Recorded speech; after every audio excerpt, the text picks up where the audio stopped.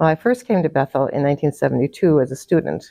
It was the first class on this campus, which was then the new campus. Then I came in 1978 to be faculty secretary at the seminary while I did my master's work. And I came back in 1995 to develop and direct the marriage and family therapy program at the seminary. A very useful degree of English Lit. You can do anything with an English Lit degree, they said, like go to more school. Well, kind of fell into it. I actually was headed for law school when I was a student here. And then worked at a camp one summer, Trout Lake Camp, and was the kind of overseeing counselor for a fourth of the camp and the counselors. And that kind of people work just really caught me. And so I switched my focus from law school to psychology. I'm a licensed pastor in the Baptist General Conference, now Converge, and served along with my former husband at a couple of different churches in Denver. It was an interesting time because at that, it was March 1995, I think, that the seminary was starting to think about developing some kind of counseling program. And so I was part of the team of people who they invited in to have conversations about that, and decided to apply for that. And in the process was offered a different position at a state school in North Dakota. And that kind of accelerated the process. And so I came here. And the thing about doing that program, developing that program here at the seminary, was it is so much fun to make things up with people. You know, so being able to develop a brand new program, all the courses, work with adjuncts and the staff that was at the seminary, it was a huge gift, just a huge gift. At that time, we were the only master's level MFT training program in the Twin Cities, certainly, and almost in the Midwest, maybe one or two others. So it was a huge need, and there was a huge market. And I think it really fit the mission of the seminary, the whole idea of whole and holy people, and how do we really tend to our own wholeness as the self of the therapist, the self of the minister, and then be able to work with other people in developing their own wholeness and letting them open themselves to God's healing. In 2004, I became the dean of the Center for Spiritual and Personal Formation. That was Leland Eliason's genius of these three centers: the Center for Spiritual and Personal Formation, Transformational Leadership, and Biblical and Theological Foundations. And I think that was really a huge turning point for the seminary. Certainly, the complexity of the structure and the size that's just night and day from when I started. We were a campus of 1,200 students, you know, and it was, everybody knew each other. We had chapel in the library because the chapel building wasn't built yet. And so it was a really, I think it carried some of the spirit of the old campus, you know, down on Snelling, of people really engaging in life together. And that happened, I think, when I was a student here. By the time I came, again, my experience, both of the other times I came was at the seminary. Faculty secretary, so working with all the professors at the seminary at that point. And then as a professor, I think that complexity has been a great gift in a lot of ways. I was here before we became a university, you know, that happened after I came, it happened before we became Converge. And so that complexity was helpful, and I think also a little bit challenging because of the, some people call them silos. I think it's just also the intensity that people have in their own area, managing that complexity. And so it wasn't intentional to not be in community with each other, but I think that happened more so as I left Bethel than when I first came.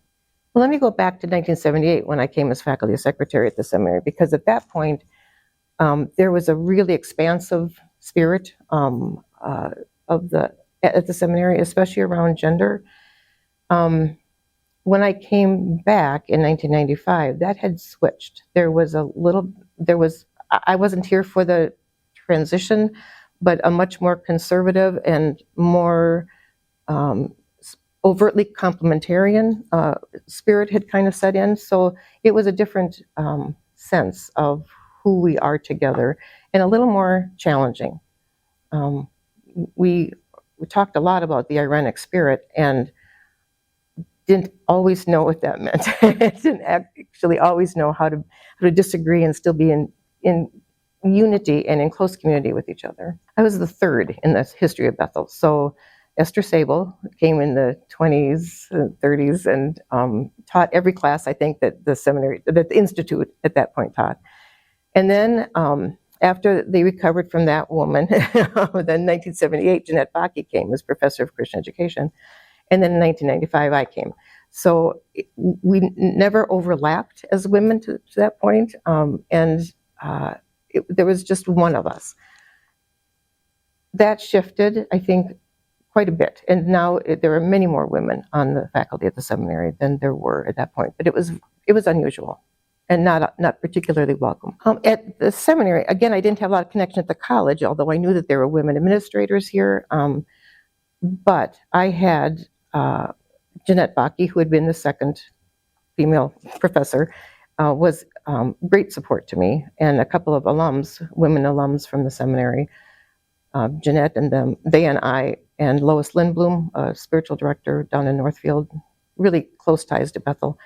We met often to support, so it was not exactly mentoring, and it wasn't a role model in my space, but it was what I think women do really well, which is connect and network and do this kind of web experience where we're supporting each other, we're strategizing, we're having ideas together, we're making things up, we're complaining together and sharing stories. So that was critical, as well as the other women in the seminary at that time who weren't faculty.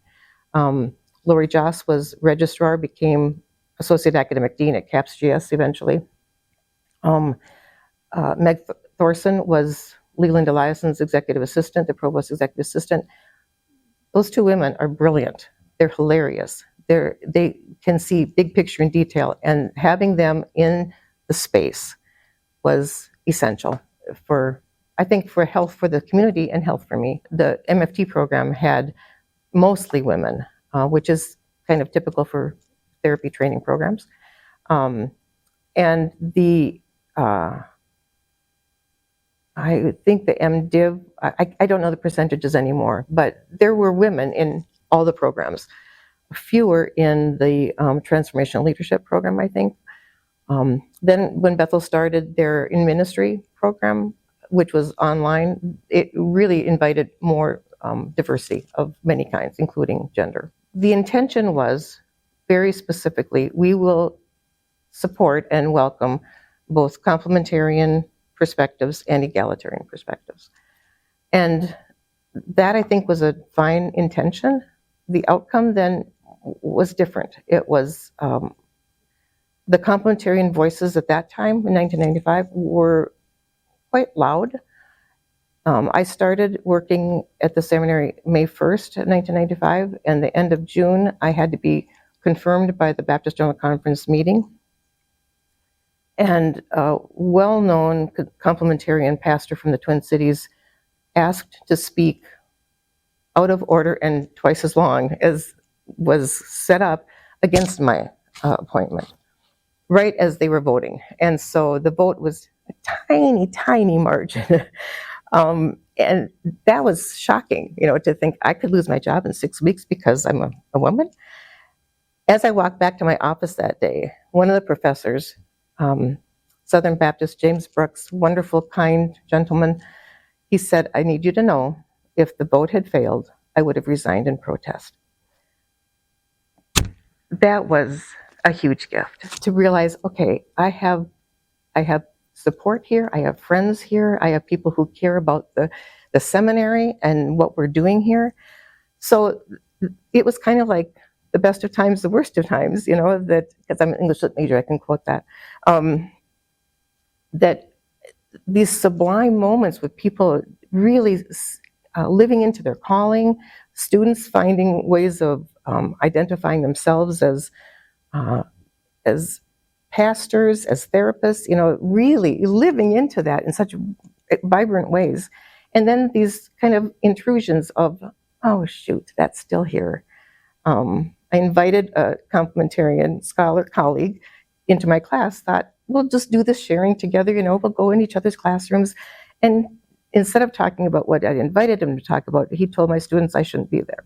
And that was, that kind of experience was just always caught me off guard because I didn't expect it. It was so unpredictable. But then there would be, these moments of great affirmation and welcome, and yeah, it was very mixed, and that's why the support I had within my center, especially for the Center for Spiritual and Personal Formation, within the MFT program, and with my colleagues across, other centers like Peter Vogt, who's now the dean, just good friends who we could disagree and we could do the ironic thing. We could live that out. It was mixed. I think I had a lot of credibility with, especially the students in my program, but also because I was teaching formation classes across the programs, I had a lot of connection with and exposure to other students too. And I generally felt pretty supported and pretty respected. There were students, one of whom turned his back during class when I was teaching, and some people who were pretty explicit that I didn't have a right to tell them anything. So, but that was by far the minority. And the most students were either neutral or really welcoming. I would say, again, I'm thinking seminary. I think actually hiring me was a turning point, not because of me, but because it was now okay to have women on faculty. And then we suddenly got more. Janine Brown and Denise Muir-Keesbo and, Des-Ann Hippie. We just kept kind of getting more. And it was really fun to have that kind of mix in the conversations in faculty meetings, being able to think about the future of the seminary with several people who had different perspectives and different, passions. So, and in different, there's a woman professor in each center at that point. So I think that was important. A very strong transitional moment, not because of me, but because of the courage it took to hire a woman, and then to also appoint that woman as dean of the center. That was a big deal. I left Bethel Seminary in 2011 and went to Luther Seminary. Whole different experience in terms of gender and lots of other things. And then the Luther had a financial crisis, and several faculty left at that point. I came back to Bethel and worked at in the EDD program with Craig Paulson. Again, great people in the program. So, and then Luther called and said, "We've gotten ourselves straightened out. Will you come back?" So I went back and then retired from there in 2021. What stands out is that I was really lucky to be here to golden time. The people I got to work with at Bethel in the center especially, but again across the faculty and the staff, they really loved what they were doing, and it mattered to them. So that was huge, and I will always be grateful. I have lifelong friends and influences who are in my life because of Bethel. The thing that's different in a professional society, for example, or at Luther, or at the U, is that there's more predictable welcome as a woman. I don't wonder if people are thinking I should or shouldn't be there. I'm old enough now that I don't care if they think I shouldn't be there, but it's nice to know that I walk into a space and people are open-hearted. So that was different. And it may be that if I were at the seminary now, I would experience that quite differently, because there is such a mix now of women, men, ethnic identities. So it's a really, I think, a vibrant place as I listen to it from the outside. I want to really be clear that my experience at the seminary was complicated because of the time, because of the intention to have this, shared affirmation of both egalitarian and complementarian perspectives. That made it tricky, because in my opinion, some of the ways complementarian perspectives get lived out are inherently limiting to women and somewhat disrespectful. Colleagues, for example, if they were talking to a male colleague, he would make sure the door was open because, a woman, you shouldn't be talking to a woman with the door shut. Those kind of details just were not the overall sense of that I had with my colleagues. So it was really a wonderful experience, although it was complicated. And people have asked sometimes, more back then, do you wish you had gone to accept a different position? No. My parents met here at Bethel College in the late 40s. I have watched the campus and the structure grow exponentially. I don't regret taking the job at the seminary. It was a gift, and I think that it was a hugely formative time for me. And again, the people I got to work with were amazing. I hope that, again, the irenic spirit can really be here, that we can offer welcome and hospitality, deep welcome to people that we disagree with, that we can move into the world with less anxiety, less fear, more open-heartedness, and more curiosity. I think that would be a great next iteration of Bethel. I know it's here in pockets, but also to know that we are known for that, that we love the world, and we're not afraid to be in it.